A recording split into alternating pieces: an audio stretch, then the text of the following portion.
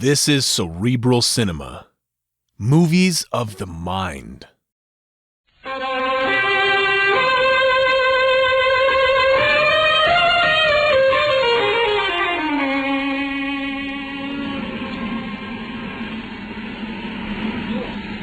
This is bitter wind, Watson. Yeah. Now, where was that answering light, do you think?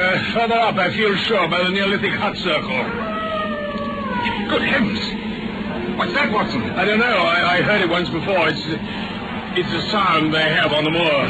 Watson, it was the cry of a hound.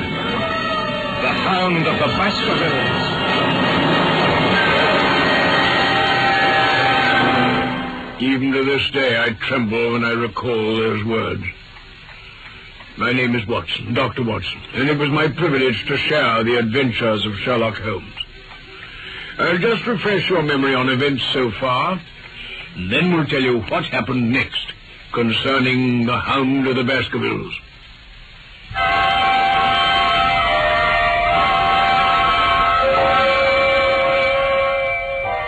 When Dr. Mortimer had finished his strange story of the Hound of the Baskervilles, and how Sir Charles had met his death, my friend Sherlock Holmes persuaded Dr. Mortimer and me to accompany Sir Henry Baskerville to the ancestral home on Dartmoor. While Holmes remained behind in Baker Street, we soon found ourselves driving across the moor to Baskerville Hall. Wonderful country, isn't it, Doctor? Very beautiful. There's autumn in the air, though. Hello? What's this? What's the matter? Look, up there on the skyline. Huh? Oh, a man on horseback. Oh, with a rifle. Oh, there's a convict escaped from the prison, sir. Oh? Been out there 3 days now. The warders are watching every road. They've had no sign of him yet. Farmers about here don't like it, sir, that's the fact. Well, who is he then? Solon, a Notting Hill murderer. And he's somewhere out there, hiding in a burrow like a wild beast. That's all this moor needs, gentlemen. I don't know if it's my imagination, but it's getting mighty cold.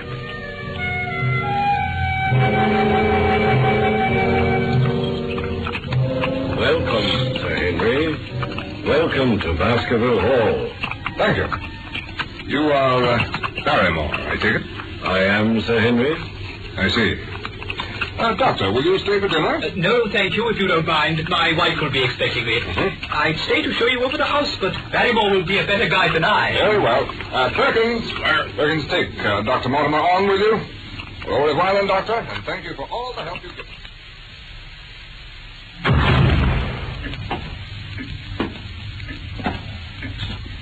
Oh, Doctor, it's just as I imagined it. Rafters, oak paneling, stag's heads, coats of arms. Isn't it the very picture of an old family home? And my people have lived here for 500 years. Excuse me, Sir Henry. Yes, Barrymore? Sir, my wife and I will be happy to stay with you until you've made fresh arrangements. Fresh arrangements? You mean your wife and you want to leave? Only when it's quite convenient to you, sir. Well, I'd be sorry to start my life here by breaking an old family connection. I feel that too, sir, and so does my wife. Well, then what's the trouble? To tell the truth, sir, we were both very much attached to Sir Charles, and his death gave us a shock and made these surroundings very painful to us. I'm afraid we could never be easy in our minds at Baskerville Hall again. What do you plan to do?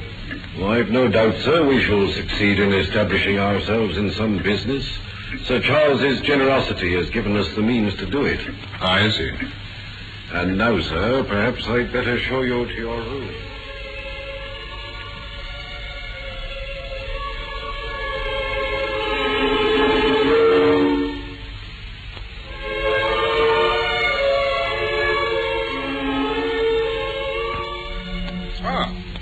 Good morning, Dr. Watson.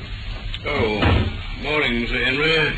Did you happen to hear someone sobbing in the night? Well, that's curious. I thought it was all a dream. I heard it quite distinctly. A woman sobbing.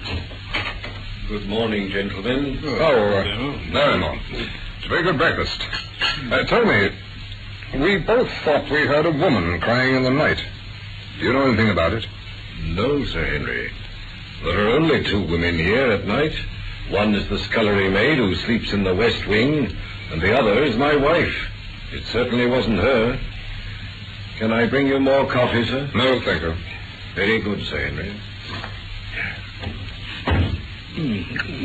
I don't believe him. Why not? I passed Mrs. Barrymore on my way downstairs. Her eyes were red and swollen. It must have been her. Do you think it was him following me in that cab in Regent Street? We'll soon find out. Oh, how? When we left you after lunch in London, Holmes sent a telegram to Barrymore with strict instructions that it was to be delivered personally to Barrymore or returned. I thought I'd walk over to Grimpen Post Office and have a word with the postmaster. It'll give me something to report to Holmes. Do you feel like a walk? No. I've got a lot of papers to attend to here. You go on your own. I'll see you back here for lunch.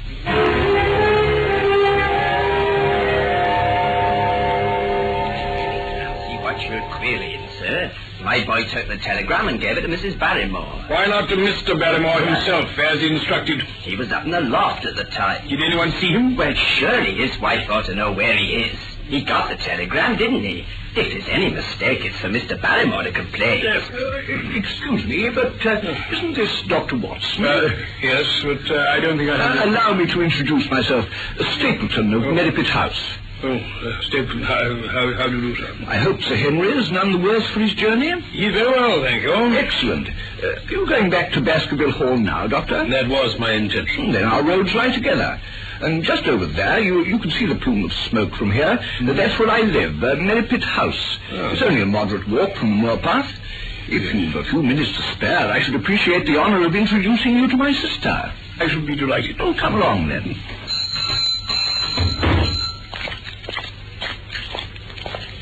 It's a wonderful place, the moor. You never tire of it. You can't think what secrets it contains. You know it well, then. I've been here 2 years. The residents call me a newcomer, but my tastes led me to explore every part of the country round. As you can see, I'm a naturalist, and some of the locals laugh at my butterfly net and this tin I always carry with me. You're a little bit up to it. So, although I've only recently come here, I should think there are a few men who know the moor better than I do. But is it so hard to know? Very hard. For instance, you see that great plain to the north with the hills behind it? That is the great Grimpen Mire. A full step there means death to man or beast. It's dangerous to cross, even in the dry seasons. But after these autumn rains, it's an awful place. Yet I can find my way to the very heart of it and come back alive. But why should you want to go to such a dreadful place? Well, you see the hills beyond? They're really islands cut off on all sides by the mire, which is crawled round in the course of years. I see, yes. That is where the rare plants and butterflies are. There are 1 or 2 paths that an active man can take. Well, I'll try my luck someday. For God's sake, put such an idea out of your mind. You wouldn't have a chance. It's only by remembering very complex landmarks that I can do it. Good heavens, what was that? Queer place, the moor. What is it, man? The peasants say it's the Hound of the Baskervilles calling for its prey. It's the weirdest thing I ever heard in my life, and even in India. Well, yes, it's rather an uncanny place altogether. Look at that hillside. What do you make of those circular rings of stone? What are they? Sheep pens? No, they're the homes of our worthy ancestors. It's quite a town. When was it inhabited? Neolithic man. No date. Oh, excuse me. Did you see that butterfly? It's a cyclopedes. Very rare. You scarcely ever see them in autumn. I must try and get it. I say, Mr. Stapleton, do be careful. You tell me how dangerous it... Well, I suppose he knows what he's doing. Sir. Good heavens, I see. Go back. Go straight back to London. Why should I go back? I can't explain, but for God's sake, do what I ask you. Go back and never set foot on the moor again. But I've only just come. My brother's coming back. Not a word of what I said. Would you mind getting me that orchid among the mare's tails? We're very rich in orchids on the moor. They're getting rather late for them. Beryl? You've introduced yourselves, I see. Yes, I was telling Sir Henry that the orchids are nearly over. That's not Sir Henry Baskerville. No, only a humble commoner. I'm his friend, Dr. Watson. Then we've been talking at cross purposes. Why, you hadn't very much time for talk. I thought that this Dr. Watson were a resident instead of just a visitor. It can't matter to him whether it's early or late for orchids. Well, never mind. Do please come and see Merripit House, Doctor. No, really, thank you. I promise, Sir Henry. It must be a pleasure deferred. Au revoir, Dr. Watson. Goodbye, sir. Come, Beryl. My dear Holmes, I waited until tonight to finish this letter to you, as I did not wish to arouse Henry's curiosity or alarm. I mentioned to him that I had met the Stapletons, but not that she had whispered to me this strange warning, thinking that I was Sir Henry myself. Stapleton, I learned, was a schoolmaster in the north, whose school was running well till an epidemic killed 3 of the boys, and had never recovered from the blow. Sir Henry's in excellent spirits. We've been sitting over the fire and talking, with the portraits of the Baskerville ancestors looking down on us. It's now nearly 2 o'clock in the morning. Who's that? Ah, Sir Henry. Anything wrong? I'm not sure. There was a creaking in the passage outside. I saw a candle and a shadow. Well, let's go and see. Yes.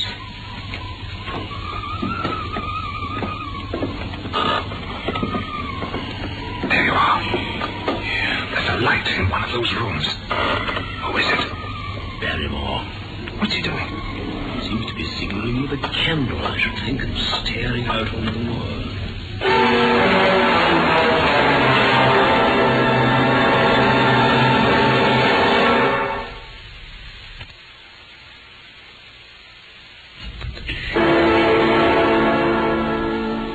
My dear Holmes, little more of consequence to report this morning. No more nocturnal wanderings. And today, Mr. Stapleton and his handsome sister are joining us for luncheon with Dr. Mortimer. Good evening. Now, Holmes, a new complication. If we had not enough, Sir Henry has shown an obvious attachment to Mr. Stapleton's sister. This was clear enough at our first luncheon party, of which I wrote to you earlier, and equally clear was Mr. Stapleton's hostility. Now the thing has moved further. A meeting on the moors between Sir Henry and the sister, interrupted with angry words by the jealous Mr. Stapleton.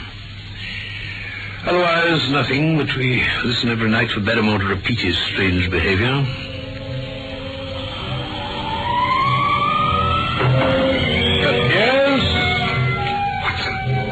He's come to that room again. I'm going to challenge him. Bring your revolver. Very well.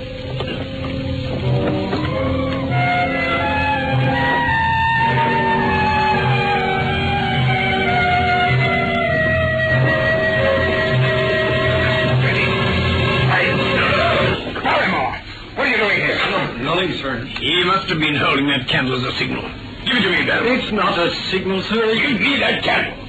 Now let us see if there's any answer.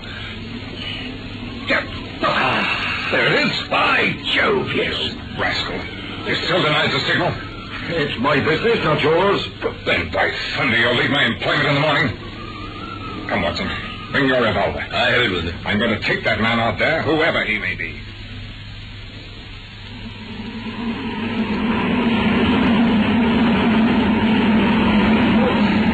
This is bitter wind, Watson. Now, where was that answering light, do you think? Further up, I feel sure, by the Neolithic hut circle. Good heavens. What's that, Watson? I don't know. I heard it once before. It's a sound they have on the moor. Watson, it was the cry of a hound. The hound of the Baskervilles.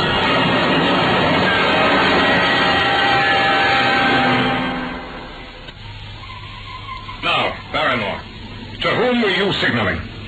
Dr. Watson and I go out into the moor and find some filthy remnants of food and shelter. Who left them there? Don't ask me, Sir Henry. Don't ask me. I give you my word, sir. It's not my secret. By thunder, Barrymore. Aren't you ashamed of yourself? Your family has lived with mine under this roof for over 100 years. And here I find you deep in some plot against me. No. No, sir. Not against you. Mrs. Barrymore, why have you come here? Oh, let me speak. It's my doing, Sir Henry. He's done nothing except for my sake. I asked him to do it. Well, speak out then. What does it mean? My brother is starving out there on the moor. Your brother? We can't let him perish at our very gate, sir. Our light is a signal we have food for him. Then your brother is... The escaped convict, sir. Selden. The criminal. Incredible. Is this true, Barrymore? It is, Sir Henry, every word of it. Well, I can't blame you for standing by your own wife, but You must see the man's a public danger. In a very few days, sir, he'll be on his way to South America. If he can only lie quiet till the ship's ready for him. I beg you not to let the police know he's still on the moor. What do you say, Watson? Well, if he was safely out of the country, it would relieve the taxpayer of a burden. Yes, that's true, I suppose. I guess we're aiding and abetting a felony, Watson? Yes, I'm afraid so. All the same, I don't feel now I can give the man up, and that's an end of it. Oh, sir. Sir Henry. Yes? What is it now? You've been so kind to us, sir, that I should like to do the best I can in return. I know something. What do you mean? It's about poor Sir Charles's death, sir. What? Do you know how he died? No, sir, I don't know that. Well, what then? I know why he was at the gate. Why? To meet a woman. A woman? Yes, sir. Well, what was her name? I can't give you that, sir, but I can give you her initials. They were L.L. How do you know that? Well, sir, your uncle had a letter that morning. It was from Coombe Tracy and addressed in a woman's hand. Well? I thought no more of the matter, sir, but the other day my wife was cleaning out Sir Charles's study, and she found the ashes of a burned letter in the back of the grate. Most of it was charred to pieces, but there was just one slip you could still read. What did it say? It said, "Please, please, as you are a gentleman, burn this letter and be at the gate by 10 o'clock. And the initials were L.L. And you've no idea who L.L. is? No, sir.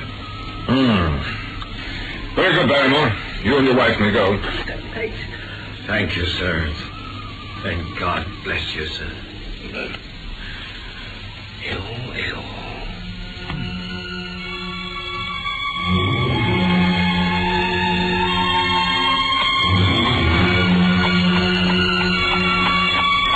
Good day, Doctor. Ah, Dr. Mortimer. Hello. Been taking a walk? Yes, I've been right round the Black Tor. Oh, let me give you a tone then. Oh, thank you. Gee up there. I'm very upset, Dr. Watson. My spaniel has disappeared. Oh, yes, little curly-haired chap. Wandered off into the moor and never came back. Oh, I'm sorry. Any news of Sherlock Holmes? No, very little. He acknowledges my reports, but he doesn't say much. Oh, Mortimer, you know, is there a woman living around here with the initials L.L.? Not that I know of. L.L. Oh, wait a minute. Yes, of course there is. Laura Lyons of Coombe Tracy. Who is she? Married some artist fellow called Lyons who came sketching on the moors. He walked out on her, and now the poor girl hasn't a penny. How does she live? Oh, several of us have helped her. Stapleton, Sir Charles. So have I. She's managed to start a little typewriting business. Why do you ask? Oh, just curiosity.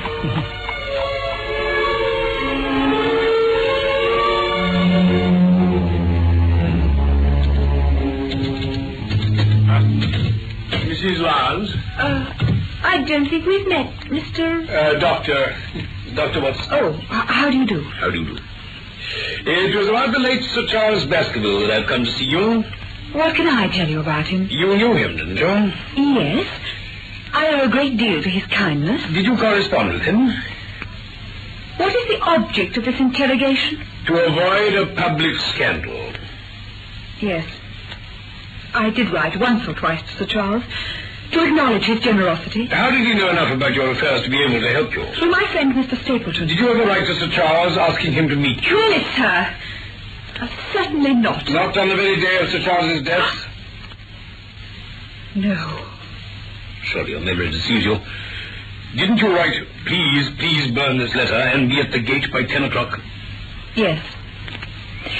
I believed that if I could see him, I could gain his help. Well, what happened when you got there? I never went. Mrs. Lyons. I swear it on all I hold sacred. Something intervened to prevent my going. What? You probably know that I made a rash marriage and have had reason to regret it. Yes, I've heard something of the kind. My husband has made my life one incessant persecution. Oh, dear.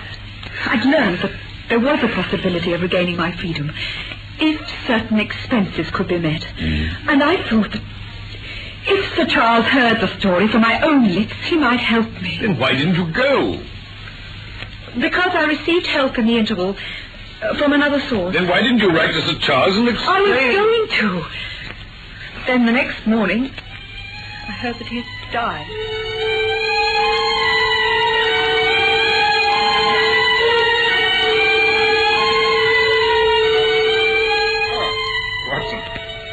I thought you got lost on the moors. Come on, your lunch is waiting for you. Oh, thank you. No, I didn't get lost. I was driving back from Mrs. Lyons, and Mortimer stopped me. Said he'd forgotten to tell me that he has observed a boy go up every day towards those stone huts on the hill. Regular stockwork. That's odd. Oh, Barrymore. Dr. Watson's here now. Very good, sir. Oh, and Barrymore. Do you know anything about a boy going up on the moors? Is he anything to do with that precious relation of yours? No, sir. I think he takes food to that other man. What other man? I don't know, sir. Selwyn says he's not a convict. He says he's living in one of those stone huts, and the boy brings him up food from one of the villages. But he doesn't know who he is? No, sir. He doesn't like it. Neither do we, sir, I can tell you. Waiting for something, he seems to be. There's foul play somewhere, sir, I'll swear it. Who on earth can it be? Do you think it's that same fellow who was following you about in London? Ah. I'd better send a report by telegraph. No, I'll do better than that. I'll go up onto the moor this evening. I'll come with you. No, I can't permit it. Huh? That was Holmes's last word to me.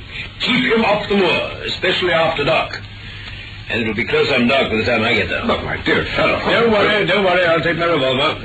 I can look after myself. Do you realize, Sir Henry, this fellow may be the key to the whole mystery? He gave us the slip in Regent Street thanks to his handsome cab. Well, he won't do it up there.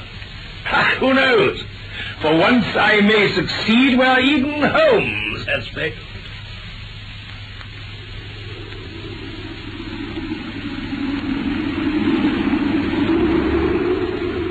With tingling nerves, I sat in the dark recesses of the hut and waited for the coming of its tenant. Then, at last, I heard it. At last.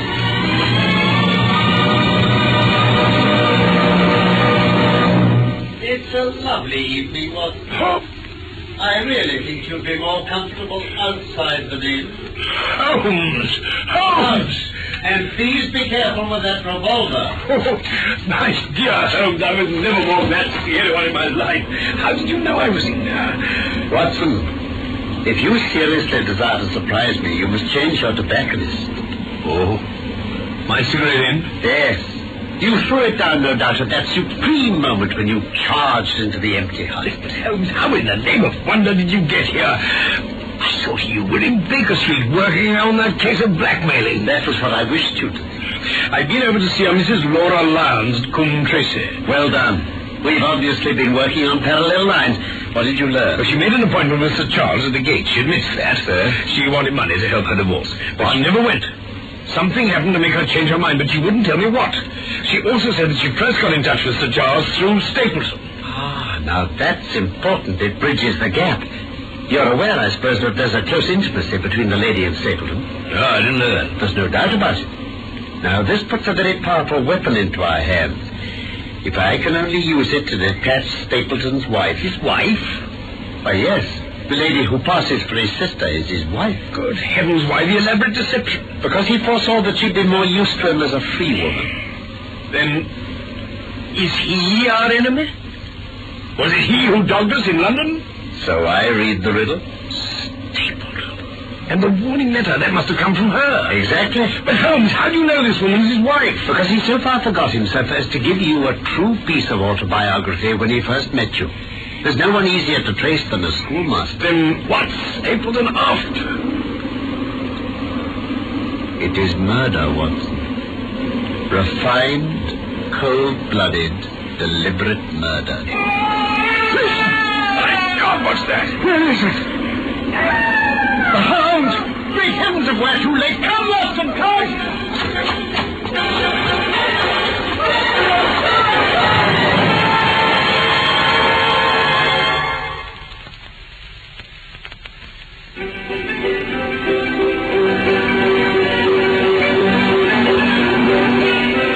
The Hound of the Baskervilles is one of the most famous stories of Sherlock Holmes from the inspired pen of Sir Arthur Conan Doyle.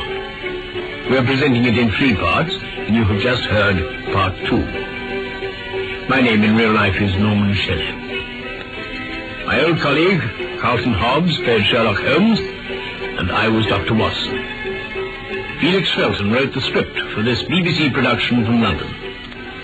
I look forward to the pleasure of your company again very soon for part 3 of The Hound of the Baskervilles.